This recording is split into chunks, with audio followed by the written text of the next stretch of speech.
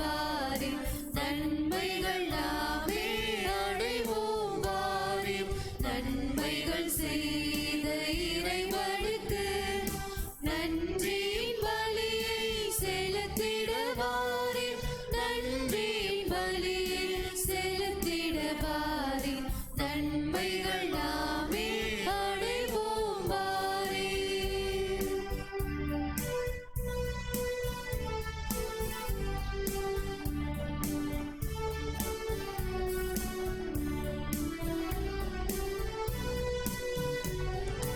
உள்ளத்தை தருவது திருப்பலியாம் உடைத்ததென்றால் அது பெரும் பலியாம்.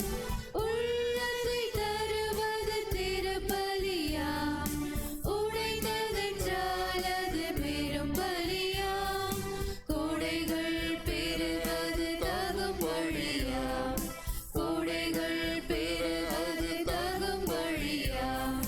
குறையினை போகும் கோவழியாம் நன்மைகள் செய்த இறைவனுக்கு நன்றி பலியை செலுத்திட வாரீர் நன்றி பலியை செலுத்திட வாரீர் நன்மைகள் நாமே அடைவோம் வாரீர்.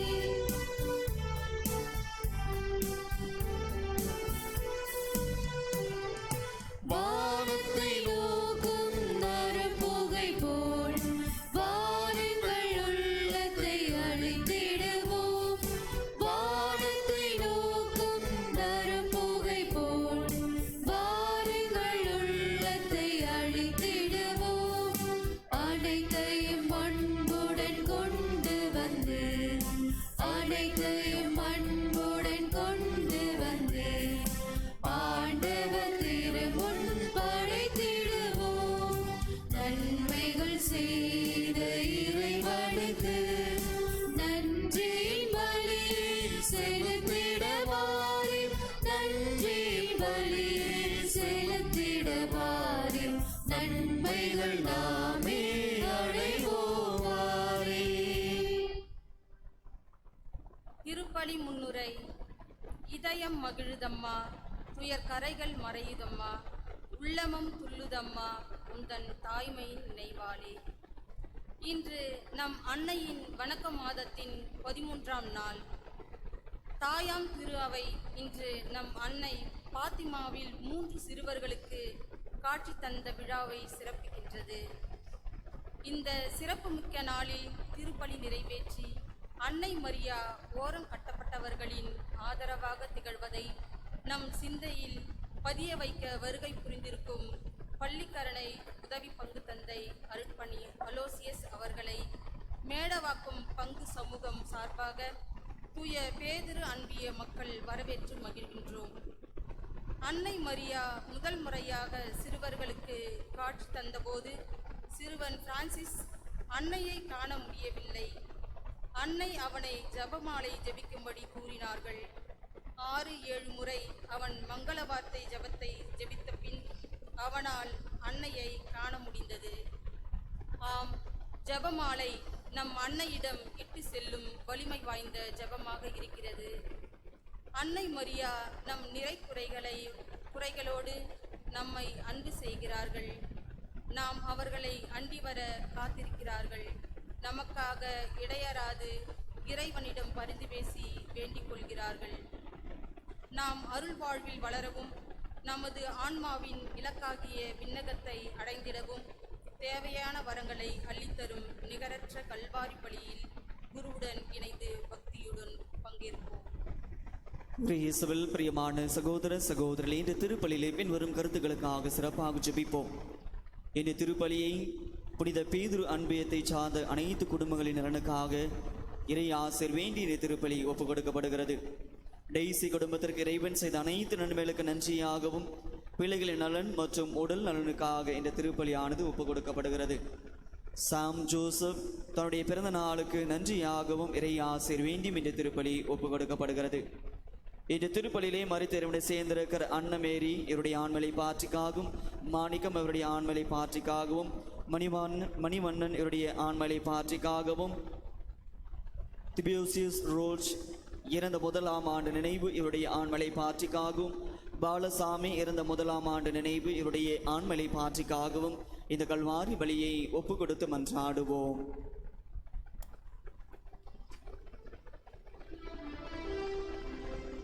தந்தை மகன் தூய ஆவியாரின் பெயராலே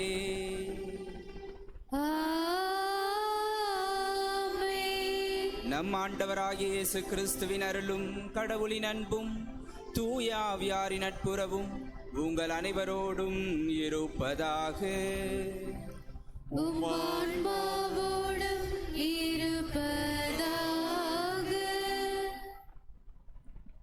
இயேசுவில் பிரியமுள்ள சகோதர சகோதரிகளே, நாம் மே மாதம் துவக்கும் நாள் முதல் இன்று வரை அன்னையின் மீது கொண்டுள்ள விசுவாசத்தை அறிக்கையிடும் விதமாக தேரெடுத்து ஜெபமாலை செய்து நம்முடைய விசுவாசத்தை அறிக்கையிட்டு கொண்டிருக்கின்றோம். இன்றைய முதல் வாசகம் மற்றும் நற்செய்தி வாசகத்தின் வழியாக நமக்கு கொடுக்கப்படுகின்ற செய்தியானது நாம் இறைவனில் நம்பிக்கையும் விசுவாசமும் கொண்டிருக்க வேண்டும். அந்த விசுவாசமும் நம்பிக்கையும் நம்மை இறைவனுடைய வான் வீட்டிற்கு அழைத்து செல்லும். இறைவன் நம்மை அவருடைய பிள்ளைகளாக அவருடைய வான் வீட்டிலே வைத்து கொள்வார். அதற்காக நாம் ஒவ்வொரு நாளும் நம்முடைய ஆன்மாவை காப்பாற்றி கொள்ள வேண்டும் என்பது அவசியம். ஆன்மாவை காப்பாற்றி கொள்ள வேண்டுமென்றால் நாம் ஜெபத்தின் வழியாகவும் நற்செயல்களின் மூலமாகவும் நம்மை நாமே தயார் செய்து கொள்ள வேண்டும். அநேக வேளைகளிலே நாம் இறைவனை விட்டு விலகி சென்று இறைவனுடைய திரு இருதயத்தை காயப்படுத்தியிருக்கின்றோம். அத்தகைய சமயங்களுக்காக மனம் வருந்தி மன்னிப்பு வேண்டுவோம். தூய மறை நிகழ்வுகளை கொண்டாட நாம் தகுதி பெறும் பொருட்டு நம் பாவங்களை ஏற்றுக்கொள்வோம்.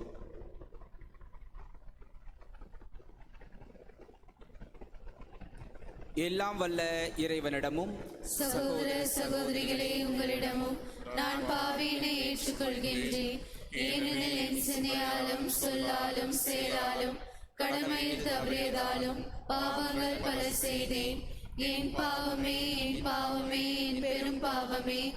ஆகையால் எப்பொழுதும் கன்னியான புனித மரியாவையும் வானதூதர் புனித அனைவரையும் சகோதர சகோதரிகளே உங்களையும் நம் இறைவனாகிய ஆண்டவிடம் எனக்காக வேண்டிக் கொள்ள மன்றாடுகிறேன். எல்லாம் வல்ல இறைவன் நம் மீது இரக்கம் வைத்து நம் பாவங்களை மன்னித்து நம்மை நிலை வாழ்வுக்கு அழைத்து செல்வாராக. ஆமென்.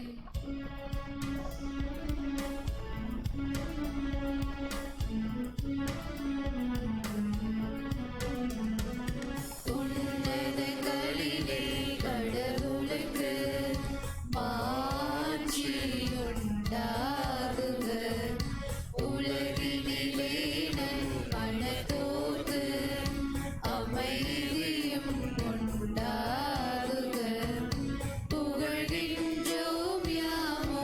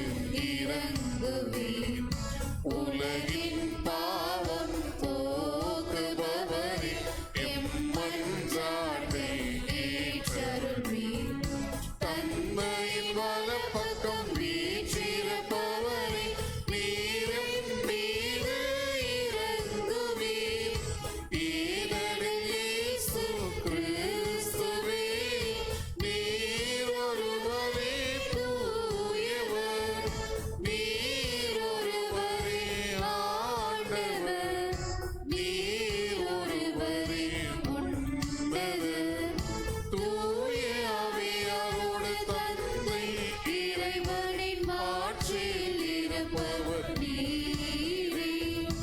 ஆமென்.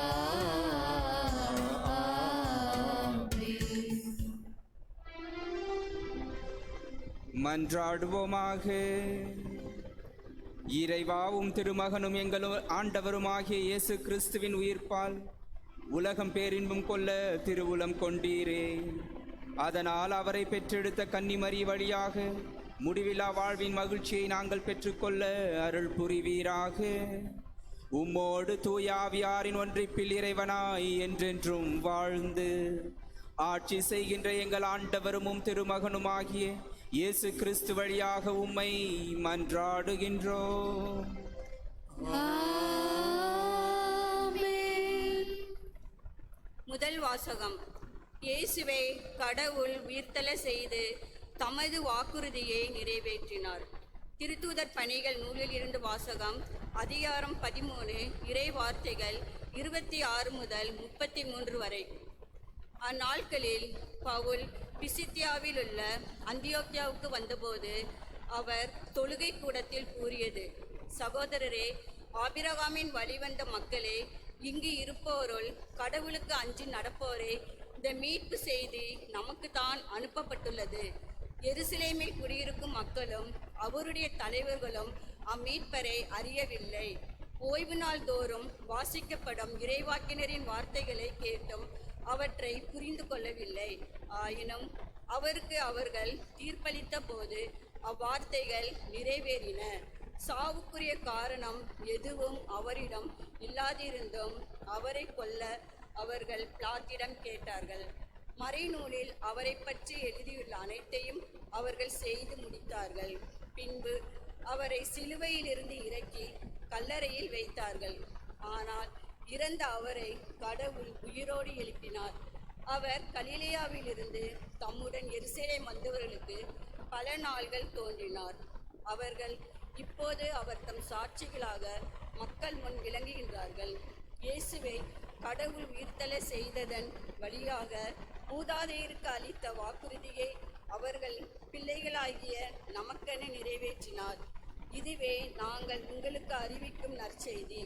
இது பற்றி 2ஆம் திருப்பாடலில், நீரே என் மகன், இன்று நான் உம்மை ஈன்றெடுத்தேன் என்று எழுதப்பட்டுள்ளது. இது ஆண்டவர் வழங்கும் அருள்வாக்கு. இறைவனுக்கு நன்றி.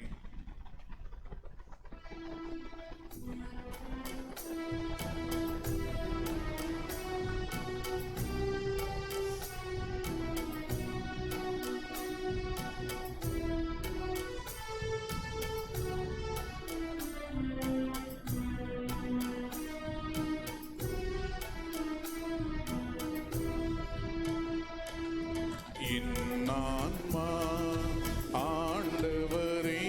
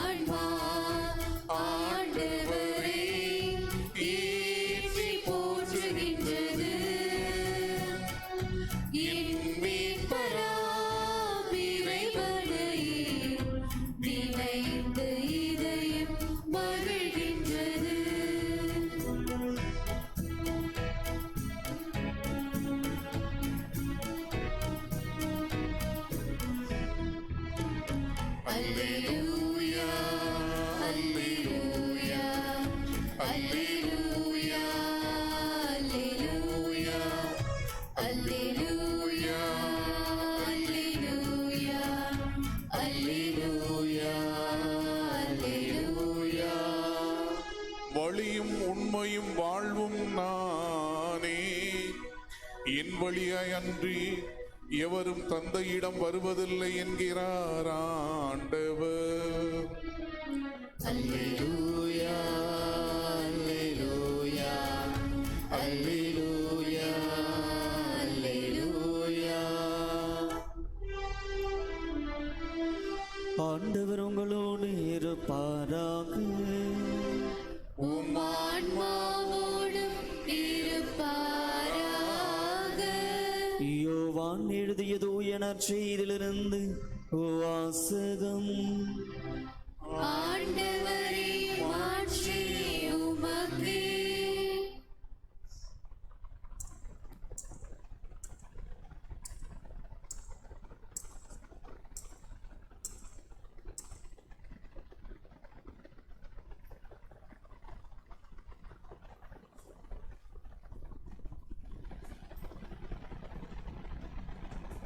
அக்காலத்தில் இயேசு தம் சீடரை நோக்கி கூறியது, நீங்கள் உள்ளம் கலங்க வேண்டாம், கடவுளின் நம்பிக்கையை கொள்ளுங்கள், என்னிடமும் நம்பிக்கையை கொள்ளுங்கள். என் தந்தை வாழும் இடத்தில் உறைவிடங்கள் பல உள்ளன. அப்படி இல்லையெனில் உங்களுக்கு இடம் ஏற்பாடு செய்ய போகிறேன் என்று சொல்லியிருப்பேனே. நான் போய் உங்களுக்கு இடம் ஏற்பாடு செய்த பின் திரும்பி வந்து உங்களை என்னிடம் அழைத்துக் கொள்வேன். அப்போது நான் இருக்கும் இடத்திலேயே நீங்கள் இருப்பீர்கள். நான் போகும் இடத்திற்கு வழி உங்களுக்கு தெரியும். தோமா அவரிடம், ஆண்டவரே, நீர் எங்கே போகிறீர் என்று எங்களுக்கு தெரியாது. அப்படி இருக்க நீர் போகும் இடத்திற்கான வழியை நாங்கள் எப்படி தெரிந்து கொள்ள இயலும் என்றார். இயேசுவே அவரிடம், வழியும் உண்மையும் வாழ்வும் நானே. என் வழியாய் அன்றி எவரும் தந்தையிடம் வருவதில்லை என்றார். ஆண்டவரின் அருள்வாக்கு. கிறிஸ்துவே உமக்கு புகழ்.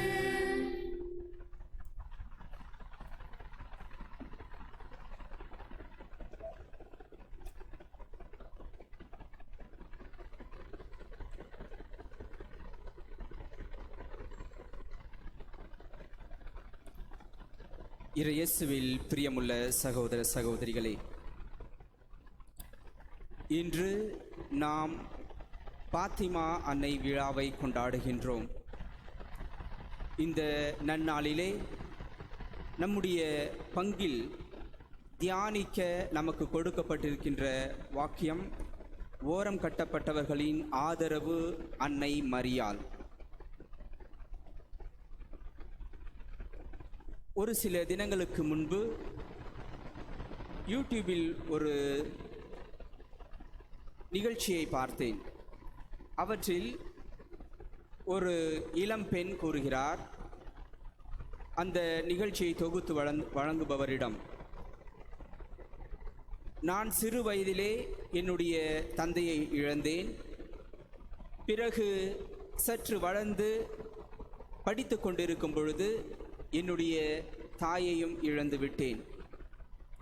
நான் 4ஆம் 5ஆம் வகுப்பு படிக்கும் பொழுது என்னுடைய தாய் வழி வந்த என்னுடைய பாட்டி என்னை ஒரு போர்டிங்கில் சேர்த்து விட்டார். அங்கு சிறு வயது முதல் நான் படித்து வந்து கொண்டிருந்தேன். என் பாட்டி உயிரோடு இருக்கும் பொழுது அநேக வேளைகளில் என்னை வந்து பார்த்துவிட்டு சென்றிருக்கின்றார். ஆனால் அவர் இறந்துவிட்ட பிறகு என்னுடைய சித்தப்பா, சித்தி அல்லது மற்ற உறவினர்கள் யாருமே என்னை பார்க்க வந்ததில்லை. இன்று நான் படித்து முடித்து விட்டேன். ஒரு நல்ல வேலையை தேடிக்கொண்டிருக்கின்றேன். என்று அவர் கூறுகின்றார். அப்பொழுது அந்த பெண் கூறும் பொழுது, யாருமே என்னை பார்க்க வந்ததில்லை, நான் தனிமையாகவே அங்கு வளர்ந்தேன். என்னோடு படித்த மற்ற பிள்ளைகளை காண அவருடைய பெற்றோர்கள் அல்லது உறவினர்கள் வருவார்கள், நான் மட்டும் தனிமையாக அங்கு நின்று கொண்டிருப்பேன் என்று கூறி அந்த பெண் அழுகிறாள். அந்த அழுகை நமக்கு எதை புரிய வைக்கின்றது பிரியமானவர்களே? அந்த பெண் ஒதுக்கி வைக்கப்பட்டிருந்தால், அதாவது யாருமே அவரை சென்று பார்க்கவில்லை, அவளுடைய வாழ்க்கையிலே அவர் ஓரம் கட்டப்பட்டவளாக இருந்தாள். எனவே அந்த துயரம் அவளால் தாங்க முடியவில்லை. எனவே தான் அந்த பெண் அழுகிறாள். பிரியமானவர்களே, இந்த ஒதுக்கி வைக்கப்படுதல் அல்லது ஓரம் கட்டப்படுதல் என்பது எவ்வளவு வேதனைக்குரியது என்பதை நாம் சிந்திக்க வேண்டும்.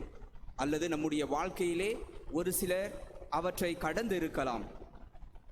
அந்த ஒதுக்கி வைக்கப்படுதல் என்பது மிகவும் வலியை கொடுக்கக்கூடியது. அவை நம்முடைய தூக்கத்தை கெடுக்கும்.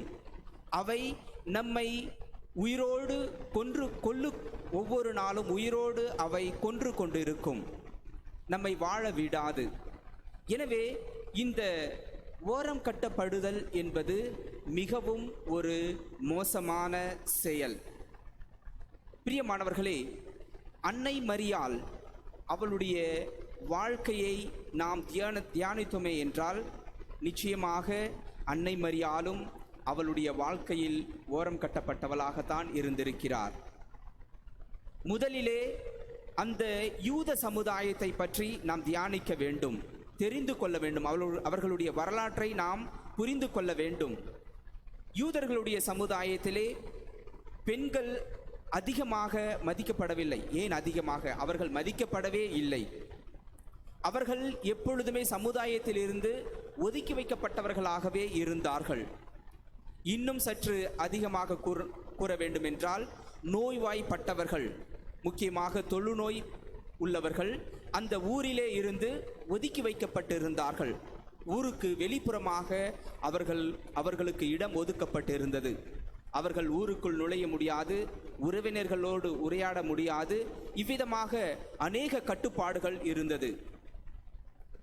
ஆனால் ஆண்டவர் இயேசு கிறிஸ்து இவ்விதமாக ஒதுக்கப்பட்டவர்கள், நோய்வாய்ப்பட்டவர்கள், பேய் பிடித்தவர்கள், வரி தண்டுபவர்கள் என அநேகர்களை அவர் நேசித்தார்.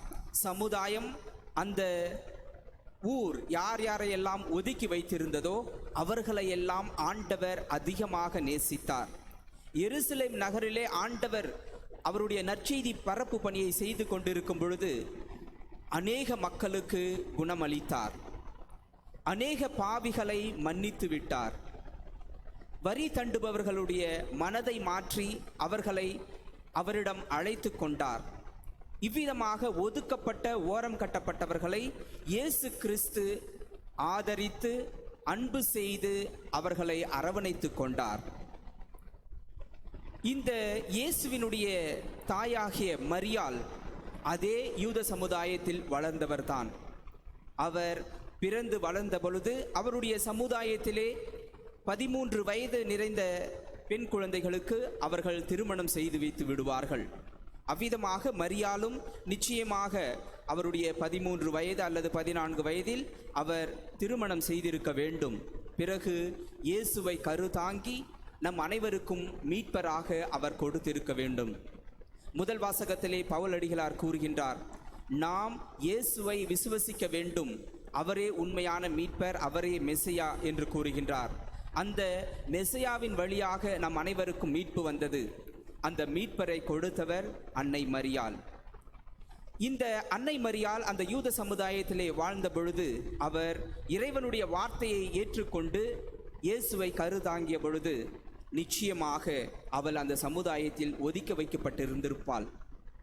ஏனென்றால் ஒரு கன்னி பெண் கருவுற்று இருந்தால் என்றால் அவள் ஏதாவது தவறு செய்திருப்பாள் என்பது அந்த யூத சமுதாயத்தினுடைய ஒரு கணிப்பு. எனவே அவர்கள் நிச்சயமாக மரியாளை வெறுத்திருக்க வேண்டும், ஒதுக்கி வைத்திருக்க வேண்டும். இந்த ஒதுக்கி வைக்கப்படுதல் என்ற துன்பத்தை மரியாள் அவளுடைய சொந்த வாழ்க்கையில் நிச்சயமாக அனுபவித்திருப்பார்.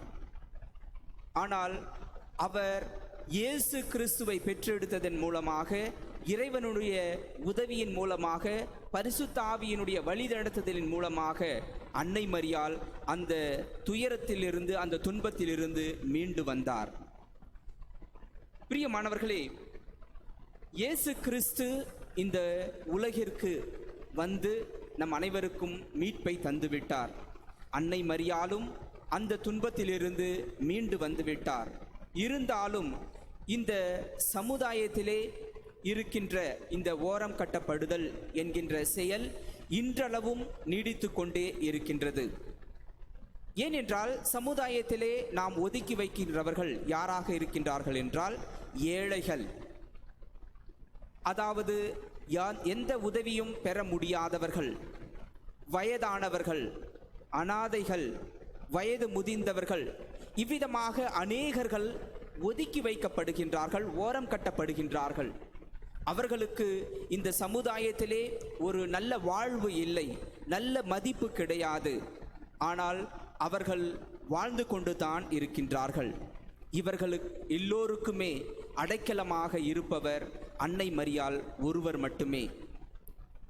எங்கெல்லாம் இந்த ஓரம் கட்டப்படுதல் என்கின்ற செயல் நிலவி கொண்டிருக்கின்றதோ அந்த இடங்களில் அன்னை மரியாள் நிச்சயமாக இருக்கின்றார்.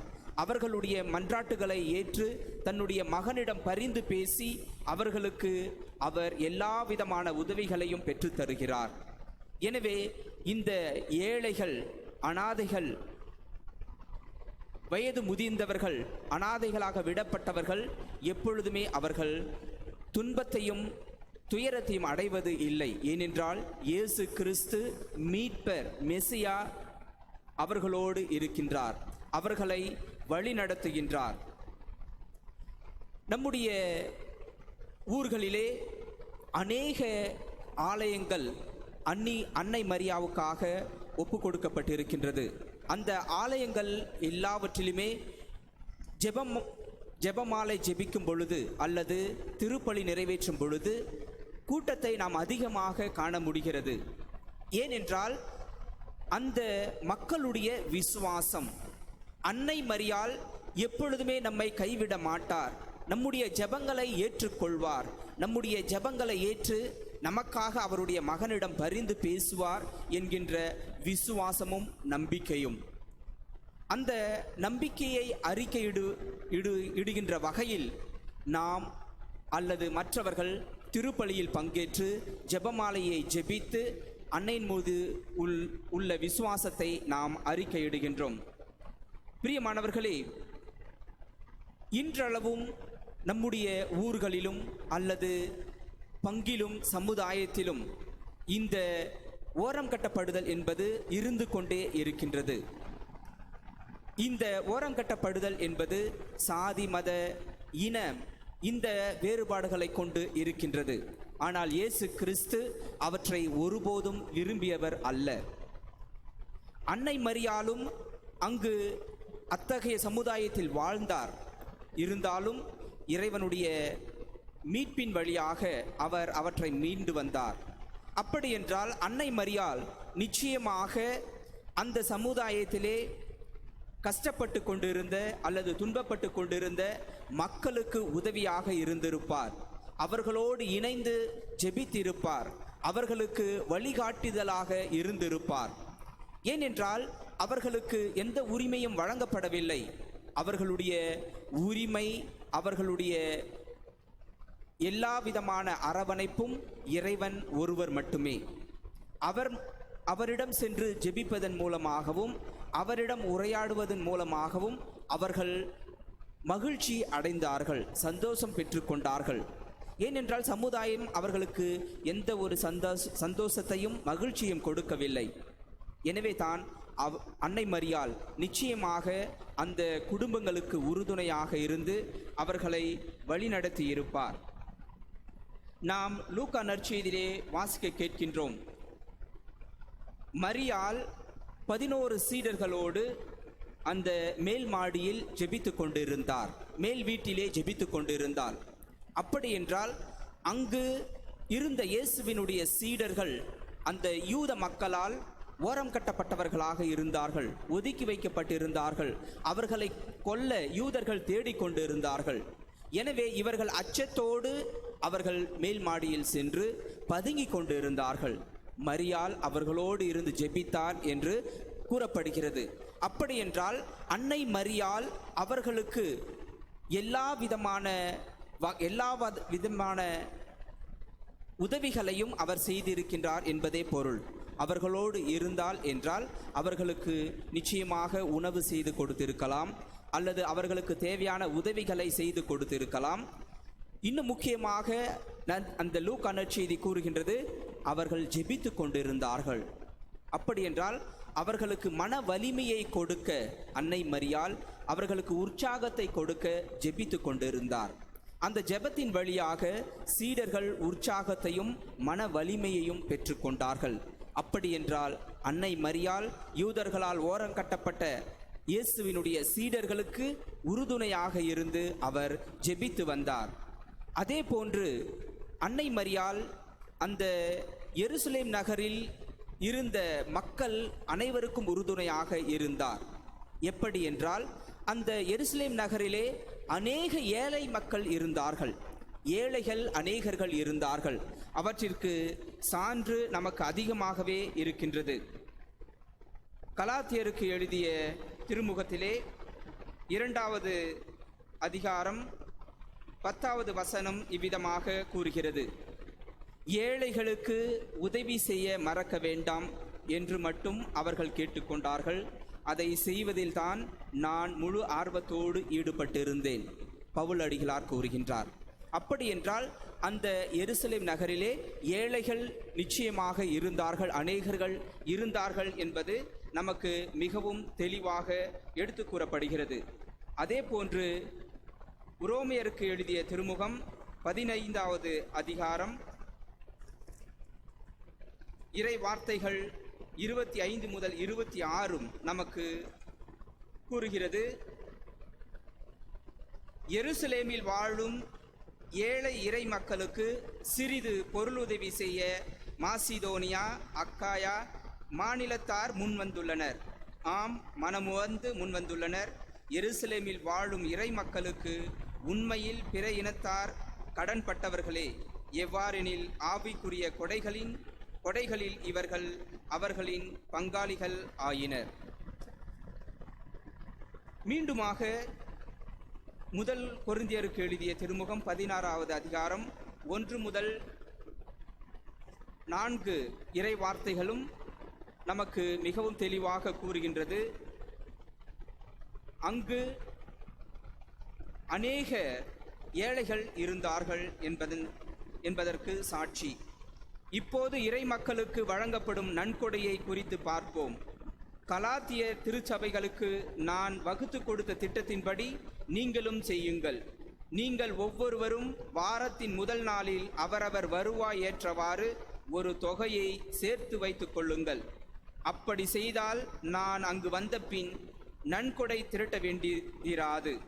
தகுதியுள்ளவர்கள் என நீங்கள் கருதுவோரிடம் நான் வரும்போது அறிமுக கடிதங்களை கொடுத்து உங்கள் கொடையை எருசலேமுக்கு அனுப்பி வைப்பேன். பிரியமானவர்களே, இவ்விதமாக நமக்கு திரு விவிலியத்திலே சாட்சிகள் இருக்கின்றது. எருசலேமிலே அநேக ஏழைகள் இருந்தார்கள். அன்னை மரியாளும் அங்கு இருந்தார். அங்கிருந்த ஏழைகளுக்கு அன்னை மரியாள் அநேக விதங்களில் நிச்சயமாக உதவி புரிந்திருப்பார். ஏனென்றால் அவருடைய கணவர் யோசேப்பு ஒரு தச்சராக இருந்தார். இயேசு கிறிஸ்து அவருடைய மகன் அவருக்கு உதவியாக இருந்தார். அப்படி என்றால் அவர்களுக்கு ஒரு சிறிய கைத்தொழில் இருந்தது.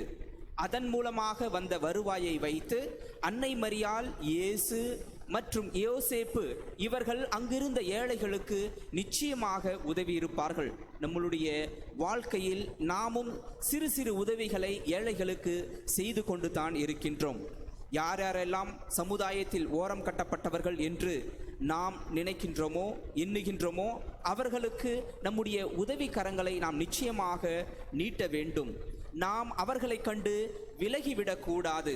புனித பவுலடிகளார் கூறியதை போன்று அன்னை மரியாள் எருசலேம் நகரில் வாழ்ந்த பொழுது இயேசு, யோசேப்பு இவர்கள் மற்றவர்களுக்கு நிச்சயமாக உதவி புரிந்திருப்பார்கள். அந்த உதவியை நாமும் மற்றவர்களுக்கு செய்ய வேண்டும். அவர்களிடமிருந்து நாம் கற்றுக்கொள்ள வேண்டும். மற்றவர்களுக்கு கொடுத்து உதவுவது என்பது மிகவும் ஒரு நற்செயல். அந்த நற்செயல் தான் நம்மை இறைவனிடம் அழைத்து செல்லும். பிரியமானவர்களே, அநேக முறை நாம் நற்செய்தியில் வாசிக்க கேட்டிருக்கின்றோம். தாகமாக இருந்தேன், பசியாக இருந்தேன், உடையில்லாமல் இருந்தேன், சிறையில் இருந்தேன், நோய்வாய்ப்பட்டிருந்தேன், அந்த சமயங்களில் நீங்கள் என்னோடு இருந்தீர்கள் என்று ஆண்டவர் கூறுகின்றார். அப்படி என்றால் நாம் அனைவரும் மற்றவர்களுக்கு செய்கின்ற உதவியை நாம் ஆண்டவருக்கே செய்கின்றோம். ஆண்டவர் அந்த நற்செயல்களை கூர்ந்து கவனிக்கின்றார். யார் யாரெல்லாம் நோய்வாய்ப்பட்டு இருக்கின்றார்களோ, சிறைப்பட்டு இருக்கின்றார்களோ, தாகமாக இருக்கின்றார்களோ, பசியாக இருக்கின்றார்களோ, இவர்கள் எல்லோருமே ஏதோ ஒரு வகையில் சமுதாயத்தினால் ஒதுக்கி வைக்கப்பட்டவர்கள் தான். அவர்களுக்கு நாம் உதவி கரம் நீட்ட வேண்டும். அவற்றிற்கு எடுத்துக்காட்டாக விளங்குபவர் உதவி செய்வதற்கு எவ்விதமாக உதவி செய்ய வேண்டும், எவ்விதமாக மற்றவர்களுக்கு உதவ வேண்டும், எவ்விதமாக மற்றவர்களை அன்பு செய்ய வேண்டும் என்பதற்கு எடுத்துக்காட்டு அன்னை மரியாள், அவரது மகன் இயேசு கிறிஸ்து மற்றும் மற்ற புனிதர்கள். நாம் அநேக புனிதர்களை பார்த்திருக்கின்றோம். நம்முடைய தாய் திருநாட்டிலே வந்து பணி செய்து உயிரோடு இருந்த பொழுது புனிதர் என்று நாம் தூக்கி வைத்து கொண்டாடிய அந்த அன்னை தெரேசாள் எவ்விதமாக மற்றவர்களுக்கு தன்னுடைய வாழ்க்கையை முழுமையாக அர்ப்பணித்து அவருடைய வாழ்நாள் முழுவதும் அந்த ஓரம் கட்டப்பட்டவர்களுக்கு, ஒதுக்கி வைக்கப்பட்டவர்களுக்கு உதவினாரோ, அதை போன்று நாமும் உதவ வேண்டும். எனவே இந்த நற்செயல்களை செய்வதற்கு எடுத்துக்காட்டு அநேகர்கள் இருக்கின்றார்கள். அன்னை மரியாள் முதல் இயேசு, மற்ற சீடர்கள், இறை தூதுவர்கள் எல்லோருமே இந்த நற்செயல்களை தான் செய்து கொண்டிருந்தார்கள். அவர்கள் இயேசுடைய நற்செய்தியை எல்லா இடங்களுக்கும் அவர்கள் எடுத்துரைத்தார்கள், பரப்பினார்கள். அப்படி என்றால் பாவத்தின் செயல்களின் வழியாக, பாவத்தின் வழியாக ஓரம் கட்டப்பட்டவர்களுக்கு மீட்பை கொடுக்க ஆண்டவரும் அவருடைய திருத்தொண்டர்களும் திருத்தூதர்களும் சென்று அவர்களை அரவணைத்து ஆதரித்து அந்த பாவத்திலிருந்து மீட்டெடுத்தார்கள். ஆகவே பிரியமானவர்களே, நம்முடைய அன்னை நம்முடைய ஜெபங்களை ஒவ்வொரு நாளும் ஏற்க தயாராக இருக்கின்றார். நாம் மனம் தளரக்கூடாது. என்னுடைய வாழ்க்கையிலே அநேக சோகங்கள் இருக்கின்றன, துன்பங்கள் இருக்கின்றன, என்னுடைய குடும்பமும் என்னுடைய சமுதாயமும் என்னை ஏற்றுக்கொள்ளவில்லை, என்னை அனைவருமே வெறுக்கின்றார்கள், ஓரம் கட்டுகின்றார்கள், என்னை ஒதுக்கி வைக்கின்றார்கள் என்று ஒருபொழுதும் நாம் மனம் தளர்ந்து விடக்கூடாது. நம் அனைவருக்கும் ஒரே நம்பிக்கை நம் ஆண்டவர்.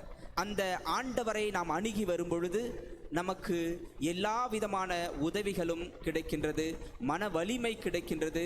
நம்முடைய வாழ்க்கையை நாம் எவ்விதமாக உற்சாகத்தோடு முன்னெடுத்து செல்ல வேண்டும் என்பதையும் ஆண்டவர் நமக்கு கற்றுக் கொடுத்து உதவி புரிகின்றார்.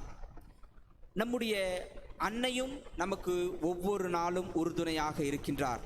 எனவே பிரியமானவர்களே, இந்த வணக்க மாதா நாளிலே இருக்கின்ற நாம் அன்னைக்கு ஒவ்வொரு நாளும் தேரெடுத்து நம்முடைய ஜெபமாலையை ஜெபித்து நம்முடைய விசுவாசத்தை அறிக்கையிடுகின்றோம்.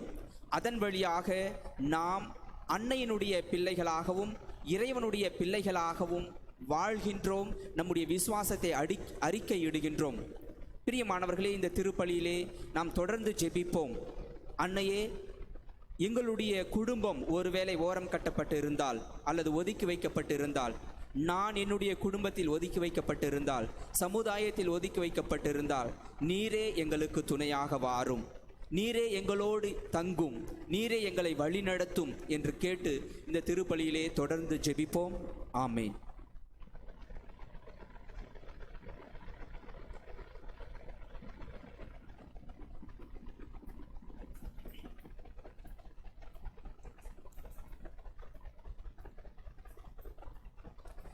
இறையேசுவில் பிரியமுள்ளவர்களே, நம் ஆண்டவர் நம்முடைய தேவைகள் அனைத்தையும் அறிந்தவராக இருக்கின்றார்.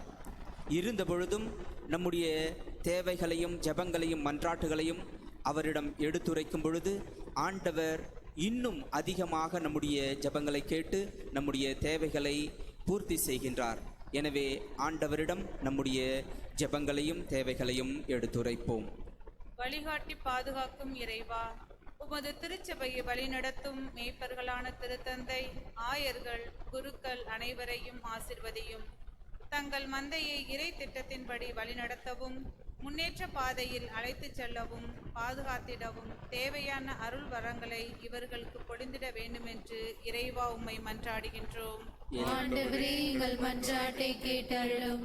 உன் பிள்ளைகளுக்கு நானே கற்றுத்தருவேன் என்று உரைத்த தெய்வமே, எம் பங்கிலும் பள்ளியிலும் அரசு பொது தேர்வினை எழுதும் மாணவர்களை உம் திருப்பாதம் தருகின்றோம். இவர்கள் கவனத்துடன் பாடங்களை கற்று சிறப்பாக தேர்வுகளை எழுதிடவும் இவர்களுக்கு நீர் குறித்துள்ள நல்ல நிலை வாழ்வில் அடையவும் வரம் தந்திட வேண்டுமென்று இறைவா உம்மை மன்றாடுகின்றோம். ஆண்டவரே, எங்கள் மன்றாட்டை கேட்டருளும். உங்களுக்கு அமைதி உரிதாக என அமைதியை விரும்பும் இறைவா,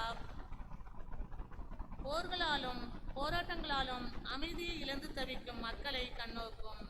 இரக்கத்தின் இறைவன் தாமே இந்த மக்களை விடுவித்து அமைதியை ஏற்படுத்த வேண்டுமென இறைவா உம்மை மன்றாடுகிறோம். ஆண்டவரே, எங்கள் மன்றாட்டை கேட்டருளும். எங்கள் அடைக்கல பாறையான தெய்வமே, எம் பங்கின் பாதுகாவலியான அனைத்து மக்கள் சகாய அன்னையின் திருவிழாவிற்காக நாங்கள் எடுக்கும் முயற்சிகளை ஆசீர்வதியும். விழாவிற்காக உழைக்கும் எம் பங்கு தந்தை, உதவி பங்கு தந்தை, அருட்கண்ணியர் மற்றும் பொறுப்பாளர்கள் அனைவரும் நல்ல உடல் நலத்துடன் உள்ள மகிழ்வுடன் விழாவை வழிநடத்தவும் இறையருளை நிறைவாக பெறும் நாட்களாக விழா நாட்கள் அமைய வேண்டுமென இறைவா உம்மை மன்றாடுகிறோம். ஆண்டவரே, எங்கள் மன்றாட்டை கேட்டருளும். படைகளின் ஆண்டவரே, உடல் நோய்களாலும் மனவேதனைகளாலும் உள்ள சோர்வினாலும் அல்லலுறும் மக்களை தயவாய் கண்ணோக்கும். உன்னை விடுவிக்க நான் உன்னோடு இருக்கிறேன் என்றவரே, எல்லா இடுக்கண்களிலிருந்தும் உம் மக்களை விடுவித்து அவர்கள் உம் வல்ல செயல்களை கண்டு உமது அன்பில் நிலைத்திருக்க வரம் தர வேண்டுமென்று இறைவா உம்மை மன்றாடுகிறோம். ஆண்டவரே, எங்கள் மன்றாட்டை கேட்டருளும். நம்முடைய தனிப்பட்ட தேவைகளுக்காக மன்றாடுவோம்.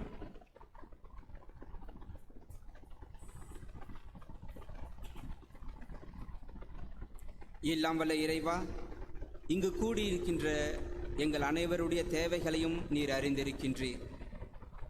எங்களுடைய நம்பிக்கையின் மூலமாக நாங்கள் ஜெபித்த நாங்கள் உம்முன் கொண்டு வந்த எல்லா மன்றாட்டுகளையும் நீர் தயவாய் கேட்டு தந்தரல வேண்டுமென்று எங்கள் ஆண்டவரும் உம் திருமகனுமாகிய இயேசு கிறிஸ்து வழியாக உம்மை மன்றாடுகின்றோம். ஆமென்.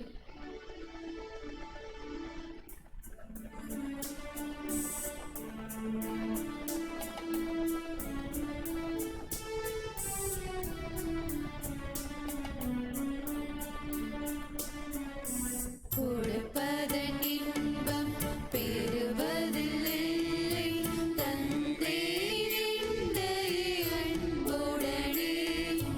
கொடுப்பதன் இன்பம் பெறுவதில்லை,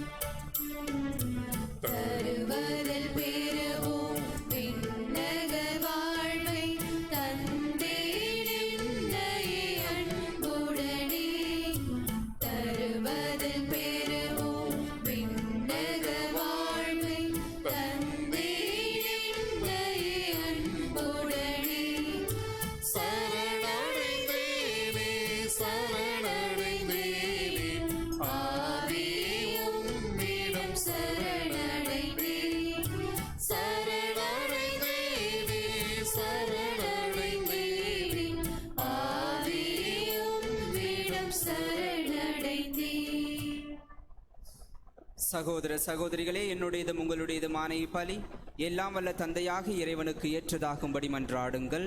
ஆண்டவர் தமது பெயரின் புகழ்ச்சிக்காகவும் ஆட்சிக்காகவும் நமது நன்மைக்காகவும் புனித திரு அவை அனைத்து நலனுக்காகவும் மது கையில் பலியை ஏற்றுக்கொள்வாராக. தூயவரான தந்தையே, புனித கன்னிமரியாவின் நினைவு கொண்டாட்டத்தில் பேரின்பத்துடன் உமக்கு அளிக்கும் எங்கள் தாழ்மையின் காணிக்கையை ஏற்றருளும். கிறிஸ்துவின் பலியோடு இணைக்கப் பெற்ற நாங்கள் இவ்வுலக ஆறுதலையும் நிலையான மீட்பையும் பெற்றுக்கொள்ள அருள்வீராக. எங்கள் ஆண்டவராகிய கிறிஸ்து வழியாக உம்மை மன்றாடுகின்றோம். ஆண்டவர் உங்களோடு இருப்பாராக.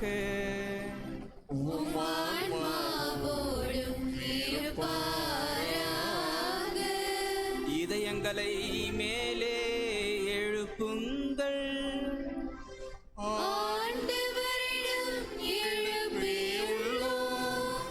நம் இறைவனாகிய ஆண்டவருக்கு நன்றி கூறுவோம்.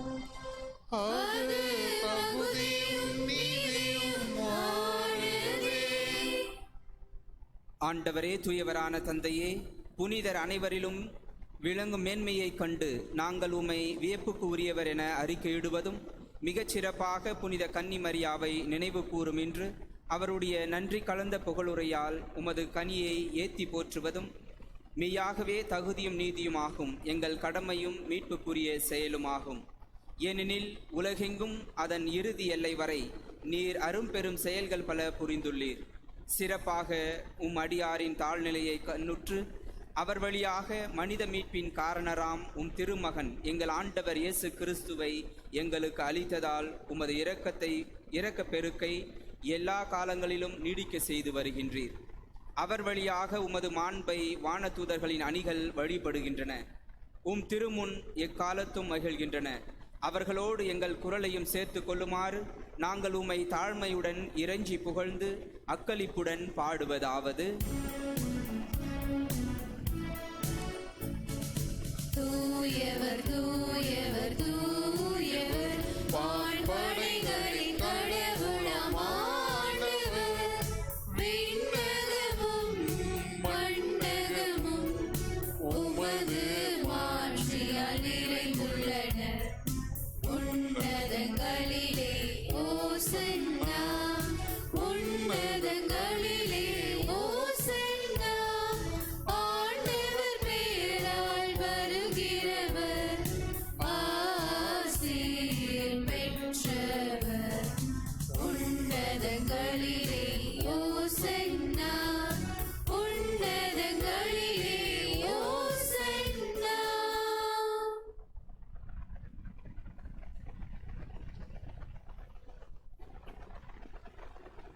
ஆண்டவரே, நீர் மெய்யாகவே தூயவர், தூய்மை அனைத்துக்கும் ஊற்று. ஆகவே உம்முடைய ஆவியை பொழிந்து இக்காணிக்கைகளை தூய்மைப்படுத்த உம்மை வேண்டுகின்றோம். இவ்வாறு எங்கள் ஆண்டவர் இயேசு கிறிஸ்துவின் உடலும் இரத்தமுமாக எங்களுக்கு இவை மாறுவனவாக. அவர் பாடுபட உளம் கனிந்து தம்மை கையளித்த போது அப்பத்தை எடுத்து நன்றி செலுத்தி அதை பிட்டு தம் சீடர்களுக்கு அளித்து கூறியதாவது: அனைவரும் இதிலிருந்து பெற்று உண்ணுங்கள், ஏனெனில் இது உங்களுக்காக கையளிக்கப்படும் என் உடல்.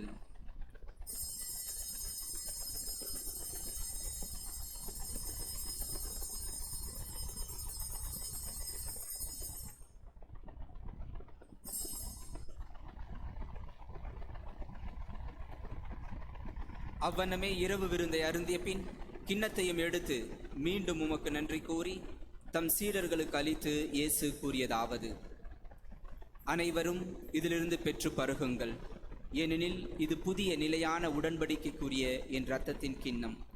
இது பாவ மன்னிப்புக்கென்று உங்களுக்காகவும் பலருக்காகவும் சிந்தப்படும். இதை என் நினைவாக செய்யுங்கள்.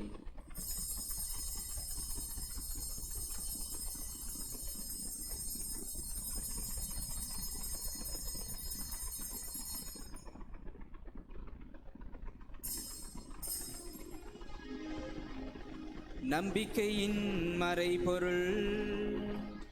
ஆண்டவரே, நீர்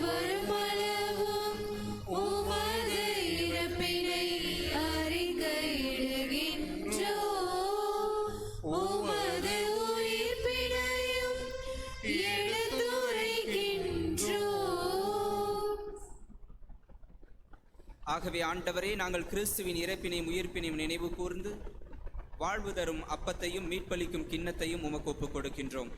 உம் திருமுன்னின்று உமக்கு ஊழியம் புரிய தகுந்தவர்கள் என எங்களை ஏற்றுக்கொண்டீர். எனவே உமக்கு நன்றி செலுத்துகின்றோம். மேலும் கிறிஸ்துவின் உடலிலும் இரத்தத்திலும் பங்கு கொள்ளும் எங்களை தூய ஆவியார் ஒன்று சேர்க்க வேண்டுமென உம்மை தாழ்மையுடன் மன்றாடுகின்றோம்.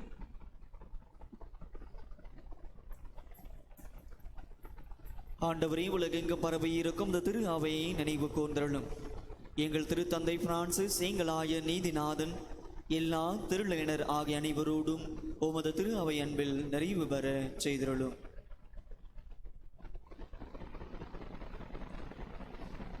மேலும் உயிர்த்தெழும் எதிர்நோக்குடன் துயில் கொள்ளும் எங்கள் சகோதர சகோதரிகளையும் இறந்தோர் அனைவரையும் இரக்கத்துடன் நினைவு கூர்ந்து உமது திருமுக ஒளியினுள் ஏற்றதிலும் எங்கள் அனைவர் மீதும் இரக்கமாயிரும்.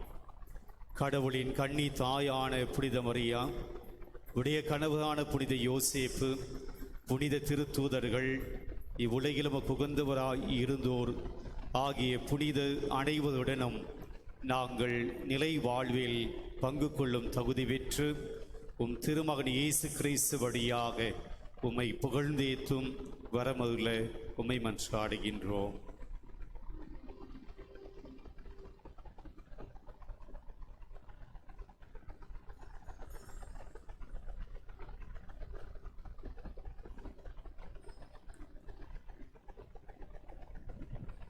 இவர் வழியாக இவரோடு இவரில் எல்லாம் வல்ல இறைவனாகிய தந்தையே, தூய ஆவியாரின் ஒன்றிப்பில் எல்லா புகழும் ஆட்சியும் என்றென்றும் உமக்கு உரியதே.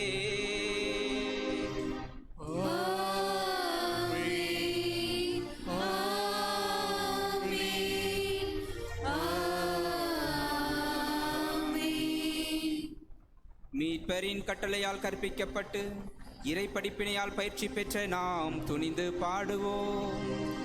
விண்ணுலகில் இருக்கின்ற எங்கள் தந்தையே, உமது பெயர் தூயது என போற்ற பெறுக.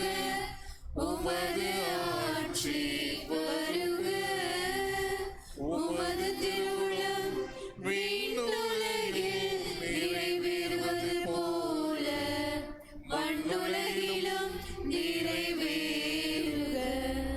எங்கள் அன்றாட உணவை இன்று எங்களுக்கு தாரும். எங்களுக்கு எதிராக குற்றம் செய்வோரை நாங்கள் மன்னிப்பது போல எங்கள் குற்றங்களை மன்னியும். எங்களை சோதனைக்கு உட்படுத்தாதேயும், தீமையிலிருந்து எங்களை விடுவித்தருளும். ஆண்டவரே, தீமை அனைத்திலிருந்தும் எங்களை விடுவித்து எங்கள் வாழ்நாளில் அமைதியை கனிவுடன் அருள உம்மை மன்றாடுகின்றோம். உமது இரக்கத்தின் உதவியால் நாங்கள் பாவத்திலிருந்து எப்போதும் விடுதலை பெற்று யாதொரு கலக்கமும் இன்றி நலமாயிருப்போமாக. நாங்கள் எதிர்நோக்கி இருக்கும் பேரின்பத்துக்காகவும் என் மீட்பராகிய இயேசு கிறிஸ்துவின் வருகைக்காகவும் காத்திருக்கின்றோம். ஏனெனில் ஆட்சியும் வல்லமையும் ஆட்சியும் என்றென்றும் உமதே. ஆண்டவரே இயேசு கிறிஸ்துவே, அமைதியை உங்களுக்கு விட்டுச் செல்கின்றேன், என் அமைதியே உங்களுக்கு அளிக்கின்றேன் என்றும் திருத்தூதர்களுக்கு மொழிந்தீரே. எங்கள் பாவங்களை பாராமல் உமது திரு அவை நம்பிக்கையை கண்ணோக்கி உமது திருவுளத்துக்கு ஏற்ப அதற்கு அமைதியையும் ஒற்றுமையையும் அளித்தருள்வீராக. என்றென்றும் வாழ்ந்து ஆட்சி செய்கின்றவர் நீரே. ஆமென். ஆண்டவருடைய அமைதி உங்களோடு என்றும் இருப்பதாக. உம் ஆன்மாவோடும் இருப்பதாக. ஒருவருக்கொருவர் அமைதியை பகிர்ந்து கொள்வோம்.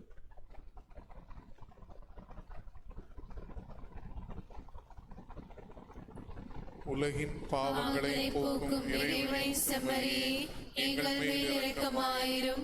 உலகின் பாவங்களை போக்கும் இறைவனை செம்மறியே, எங்கள் மேல் இரக்கமாயிரும்.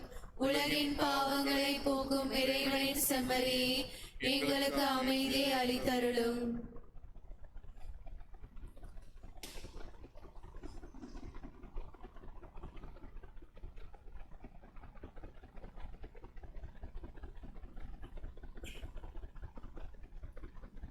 இதோ இறைவனின் செம்மறி, இதோ ஓரங்கட்டப்பட்டவர்களுக்கு வாழ்வளிக்கும் நம் தெய்வம், இதோ உலகின் பாவங்களை போக்குபவர். செம்மறியின் விருந்துக்கு அழைக்க பெற்றோர் பேறு பெற்றோர். ஆண்டவரே, நீர் நிலத்தில் எழுந்தருள நான் தகுதியற்றவள். ஆனால் ஒரு வார்த்தை மட்டும் சொல்லியலும் எனது ஆன்மா நலமடையும்.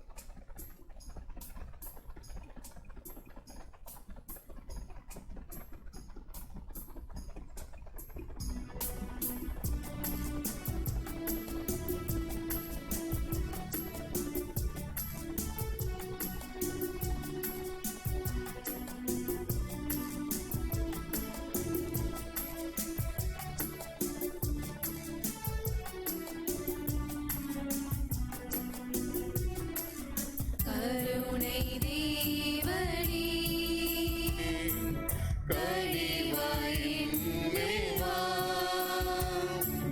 வானின் அமுதமே, வாழ்வில் கலந்து வா. கருணை தேவனே, கனிவாயின் மேவா, வானின் அமுதமே, வாழ்வில் கலந்து வா. உண்மை விருந்திலே உள்ளம் மகிழுமே, உணவாய் எழுந்து வா. கருணை தேவனே, கனிவாயின் வா,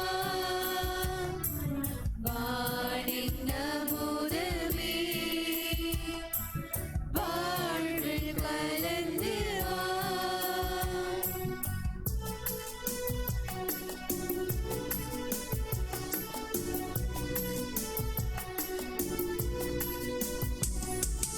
அன்பே உன் வரவின்றி, அருளே உன் துணையின்றி, இருளில் நான் தள்ளாடுவேன்.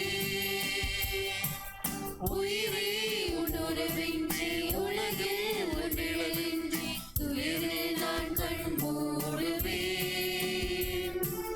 அன்பே உன் வரவின்றி, அருளே உன் துணையின்றி, இருளில் நான் தள்ளாடுவேன். உயிரே உன் உறவின்றி, உலகில் உன் நிழலின்றி, துயரில் நான் கண் மூடுவேன். உயிரோட்டும் உணவாக வா, வழிகாட்டும் விளக்காக வா. உயிரோட்டும் உணவாக வா, வழிகாட்டும் விளக்காக வா. ஆன்மாவின் ஆனந்தமே, ஆராகும் பேரின்பமே,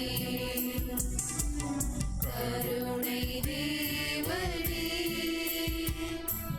கனிவாயின் வா,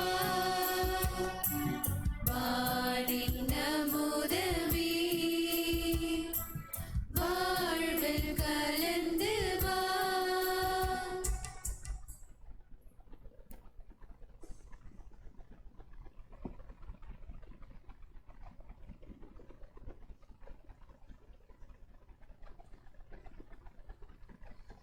வணக்க மாதத்தினுடைய 13வது நாளை நாம் செலுத்திக் கொண்டிருக்கிறோம். ஓரங்கட்டப்பட்டவர்களின் ஆதரவு அன்னை மரியாள் என்ற மையச் சிந்தனையை வைத்து இன்றைய வழிபாட்டில் நாம் தியானித்திருக்கிறோம். இன்றைய திருப்பலியை நிறைவேற்றியவர் அருட்பணியாளர் அலோசியஸ், பள்ளிக்கரணை பங்கினுடைய உதவி பங்கு தந்தையாக பணியாற்றுகிறார். HGN என்கிற சபையை சார்ந்த குருவானவர், எரல்ஸ் ஆஃப் குட் நியூஸ் என்கின்ற துறவர சபையை சார்ந்தவர். 6/1/2005 குருவாக திருநிலைப்படுத்தப்பட்டார். தன்னுடைய முதல் பணித்தளமாக ஆந்திரம் மாநிலத்தில் பள்ளியை நிர்வாகம் செய்கிற பள்ளியினுடைய நிர்வாகியாக அவர் பணியாற்றினார். அதன் பின்பாக ஹைதராபாத் பங்கிலே பணியாற்றி உதவி பங்கு தந்தையாக பணியாற்றி அதன் பின்பாக இத்தாலி நாட்டுக்கு சென்று அங்கே 12 ஆண்டு காலமாய் அந்த நாட்டிலே பங்கிலே பணியாற்றியிருக்கிறார். தற்போது பள்ளிக்கரணை பங்கிலே பணியாற்றி கொண்டிருக்கிறார். 17 ஆண்டு காலம் குருவாக மிக சிறப்பாக பணியாற்றியிருக்கிற தந்தை இன்று நம்முடைய அழைத்தலை ஏற்று நம்முடைய பங்குக்கு வருகை தந்து நமக்காக ஜெபித்திருக்கிறார். இறை ஆசிரை பெற்று தந்திருக்கிறார். தந்தை அவர்களுக்கு நம்முடைய மனமார்ந்த நன்றிகளை தெரிவித்துக் கொள்வோம். தந்தை அவர்களை மிக கொஞ்சம் காலமாகத்தான் தெரியும். பள்ளிக்கரை வந்து பின்புதான் அவரை தெரியும். நான் பார்த்த ஒரு சில நல்ல குணங்கள் என்னவென்றால், ஈகை குணம் கொண்டவர். எங்களுக்கு நிறைய gift கொடுப்பார். ஏதோ சின்ன ப்ரோக்ராமில் கூட ஓடி வந்து ஒரு gift கொடுப்பார். தாராளமாக உதவி செய்யக்கூடிய குருவானவர். எங்களுக்கு gift கொடுத்தனால் இல்லை, தன்னுடைய வாழ்க்கையிலும் கூட நிறைய பேருக்கு உதவி செய்யக்கூடிய ஒரு குணம் கொண்டவராக நான் பார்க்கிறேன்.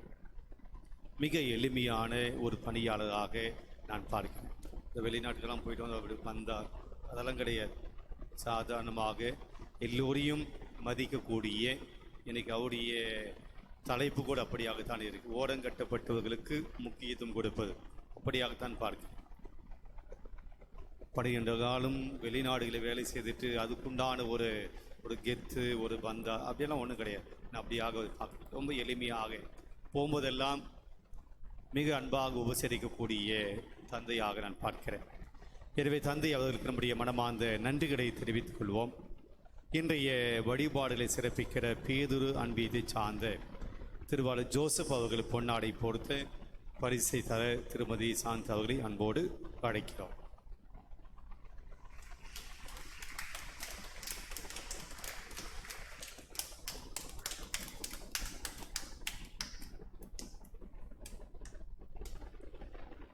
இன்றைய வழிபாடுகளை சிறப்பித்து தந்திருக்கிறவர்கள் பேதுரு அன்பியத்தை சார்ந்தவர்கள்.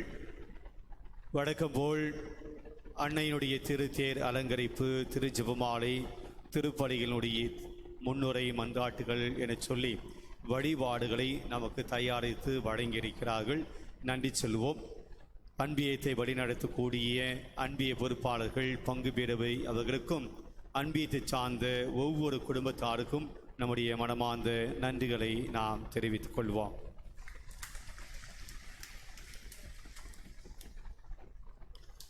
நாளைய தினம் வணக்க மாதத்தினுடைய 14ஆம் தேதி வழிபாட்டை சிறப்பிக்கிறவர்கள் புனித பவுல் அன்பியும். நாம் சிந்திக்கக்கூடிய தலைப்பு குடும்ப தலைமைக்கு உதாரணம் அன்னை மரியாள். ஒரு குடும்ப தலைவருக்கு உதாரணமாக இருக்கக்கூடியவள் அன்னை மரியாள் என்ற சிந்தனையை சிந்திக்க இருக்கிறோம்.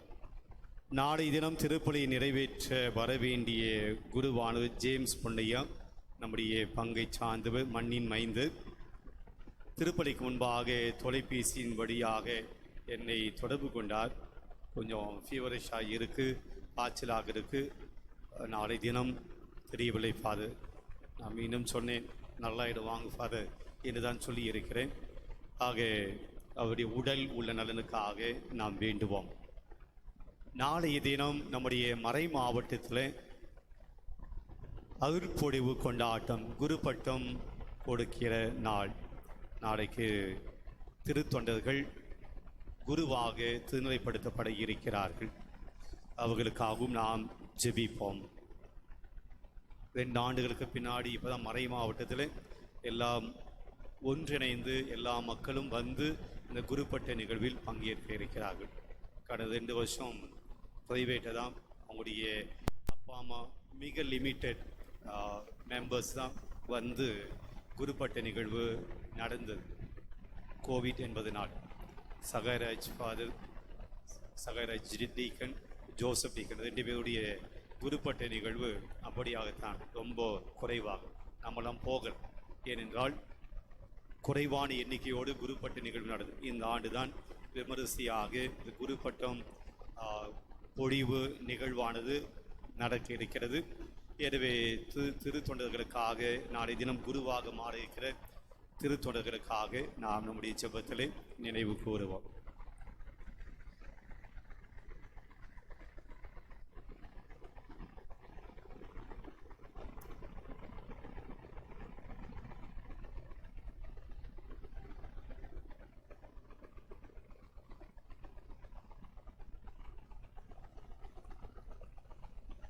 அன்பார்ந்தவர்களே, முதன்மையாக இந்த திருப்பலியை நிறைவேற்ற வாய்ப்பு கொடுத்த இறைவனுக்கும் நம்முடைய அருமை பங்கு தந்தை ஆணிக்கராஜ் அவர்களுக்கும் உதவி பங்கு தந்தை விமல்ராஜ் அவர்களுக்கும் என்னுடைய உளமார்ந்த நன்றிகள். நான் தமிழ்நாட்டில் இதுதான் முதல் முறை. எனவே மிக்க மகிழ்ச்சி எனக்கு இந்த சகாய் மாதா கோவிலிலே திருப்பலி நிறைவேற்ற வாய்ப்பு கொடுத்த அருட்தந்தை அவர்களுக்கு. ஏனென்றால் நான் மிக்க மகிழ்ச்சியோடு இந்த திருப்பலியை கொண்டாடுகின்றேன். ஏனென்றால் இந்த வாய்ப்பு எனக்கு கொடுக்கப்பட்ட மிகப்பெரிய வாய்ப்பு. இறைவனுடைய வார்த்தையை, அதுவும் அன்னை மரியாளுடைய வணக்க நாளிலே இந்த திருப்பலியை கொண்டாட எனக்கு வாய்ப்பு கிடைத்ததுக்கு மிகவும் நன்றி. உங்கள் அனைவருக்கும் நன்றி இந்த திருப்பலியிலே பங்கேற்று ஜெபித்தமைக்கு. மற்றும் இறைவனுடைய ஆசி நம் அனைவருக்கும் ஒவ்வொரு நாளும் தேவைப்படுகின்றது. அந்த ஆசிருக்காக நாம் தொடர்ந்து திருப்பலியில் பங்கேற்போம். தொடர்ந்து அன்னை மரியாளுடைய ஆசியையும் வேண்டுவோம். இன்னும் ஒரு முறையாக பங்கு தந்தை அவர்களுக்கும் உதவி பங்கு தந்தை அவர்களுக்கும் உங்கள் அனைவருக்கும் பாடல் குழுவினர் அனைவருக்கும் என்னுடைய உளம் கனிந்த நன்றிகள்.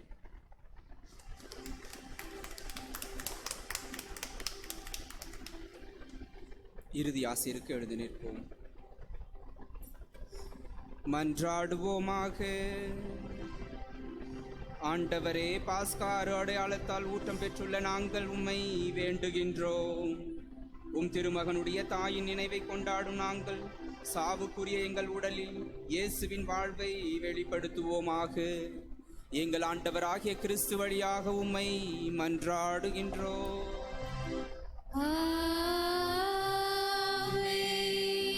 ஆண்டவர் உங்களோடு இருப்பாராக.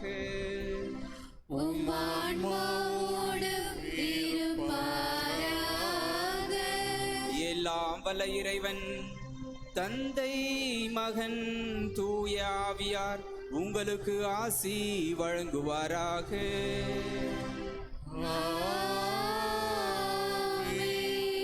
ஆண்டவருடைய நற்செய்தியை அறிவிக்க சென்று வாருங்கள். திருப்பலி நிறைவேறிற்று. இறைவனுக்கு நன்றி.